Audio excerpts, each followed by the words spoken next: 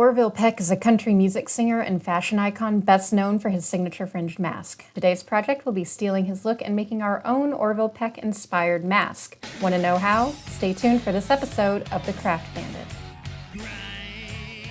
So for this project, I bought about 1/3 of a yard of stretch vinyl pleather and some white fringe, which I threw out immediately because the quality left a lot to be desired. If you're making your own fringe out of yarn like I did, I would recommend Caron Simply Soft and the Susan Bates crochet metal hooks because they are the best. I mostly use the blue and purple ones, and I'll drop links in the description if you want to know the exact sizes.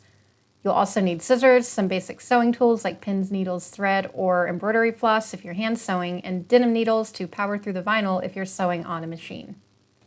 I had a paper mask lying around which I used to draft the pattern, and in retrospect, I probably didn't have to cut it up, but I was just sort of making this up as I went along.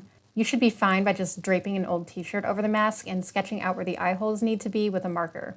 I expanded the mask shape into a hood, kind of like a luchador mask, leaving myself about a 1/2-inch seam allowance. Again, I'll drop some measurements in the description box if you're curious. Sorry for my very distracting cat, he just really wants to be on video. Anyway. Make sure to leave about 1 inch to make a pocket, which is where you're going to eventually insert your fringe by folding it into the pleat. Orville Peck's masks usually have a seam running down the center front, so be sure to leave about a 1/2-inch allowance for when you stitch the two halves of your mask together. Also keep in mind that Sharpies do bleed through fabric, and I pretty much ruined the poster board I was using as a backdrop, so consider using chalk or a washable marker.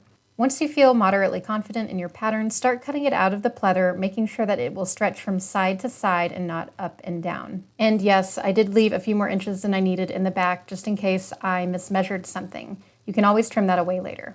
Be careful when you're cutting the eyes and don't go overboard here. When you're cutting out the two sides of your mask, make sure that they mirror each other, move your cat, and get ready to start pinning around the front curve of the mask. I put my pins in parallel to the seams since I didn't want permanent holes in my fabric.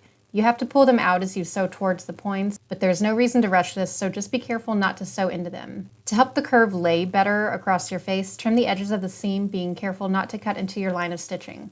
Sewing on pleather can be really difficult without a running foot, so I use Scotch tape to help the presser foot move over the fabric. I ran a line of stitches parallel to the front seam, mostly just for decoration, but also to help the seam allowance on the inside lay flat. By the way, I'm using white thread here just so that you guys can actually see what I'm doing. It's kind of hard to see black thread on black vinyl. Right under the eyes is where the pocket for your fringe is going to rest. Speaking of fringe, I recently costumed a production of Mamma Mia where we needed a lot of custom colored fringe made for Donna's jacket, and this is kind of how I went about making that without spending a ton of money. Using my blue hook, I crocheted a chain stitch long enough to stretch around the entire mask. To do a chain stitch, you're just wrapping the yarn around the hook and twisting it to create a loop. Next, take the working end of your yarn and wrap it around the hook from back to front, and grab it with the hooked end of the tool and pull it through that first loop. If this looks easy, it's because I've been doing this for 10 years and I have a lot of carpal tunnel to show for it. One of the things that helps here is to twist the hook away from you as you're pulling it through the loop. There are also way better crochet tutorials out there, so I'm sorry that this lesson is rushed, but I'm hoping to upload a better crochet tutorial soon. You kind of want to keep your stitches loose here because you're going to be inserting the fringe using a knot called a cow hitch. How appropriate.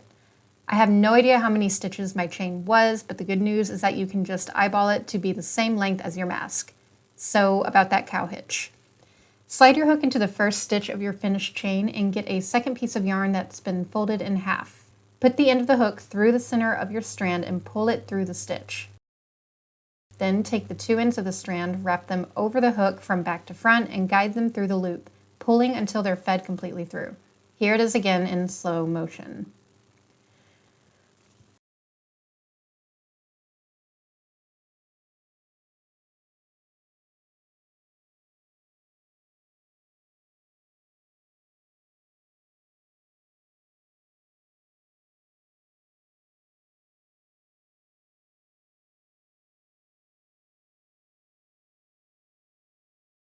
You're going to do this for every stitch in the chain, working from one end to the other. It can be a bit tricky doing this in all black if you haven't crocheted before, so if you're new to this, try doing it in 2 colors just to get the hang of things. Burning the ends of your fringe with a lighter will keep them from fraying, but only do this with acrylic yarn. Cotton is flammable. You can steam press the fringe to help it lay straight, but again, I would test this out on your yarn before you put a hot iron to it to make sure that you don't melt things and have to start over.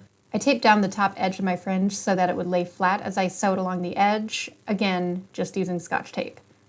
Folding the fringe into the pleat was easy, but pinning it, sewing it, and removing the tape took more effort than I really want to admit, and it was not the straightest edge I've ever sewn.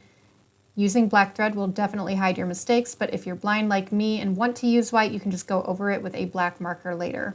Orville Peck's mask laces shut at the back, and I really didn't feel like inserting grommets into this fabric, so I just crocheted 6 chains, each one about 6 inches long, and sewed them along the back of the mask, folding my raw edges under as I went. I cut off about 2 inches along the bottom, which I had left just in case I needed to adjust the length, and used a Sharpie over the white thread.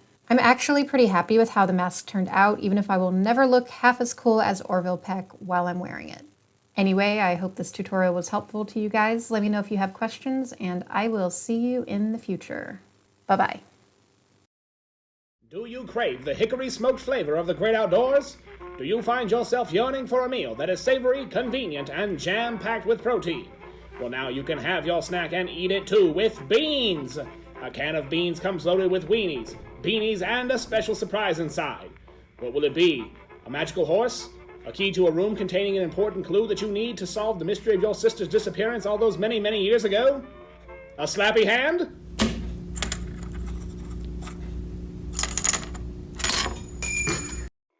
I don't know what you'll find in your can of beans, but you can bet that whatever it is, it'll be submerged in 8 ounces of hickory smoked bliss. Don't delay. Eat beans today.